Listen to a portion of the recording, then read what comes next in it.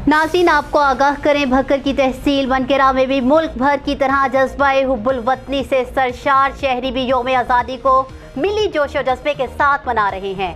74वीं यौम आज़ादी के मौका पर तहसील कौंसिल में असिस्टेंट कमिश्नर नौमान महमूद राना ने परचम कुशाई की। मज़ीद अहवाल जानते हैं हमारे ब्यूरो चीफ राना अमजद बोबी की इस रिपोर्ट में। मुल्क भर की तरह ज़िला बखर की तहसील दरिया खान की म्यूनसिपल कमेटी के ज़ेर तमाम जश्न आज़ादी के मौके पर इंतहाई सादा और पुरवकार तकरीब का इनकाद किया गया। असिस्टेंट कमिश्नर माजिद बिन अहमद ने परचम कुशाई की, पुलिस के चाको चौबंद दस्ते ने सलामी दी।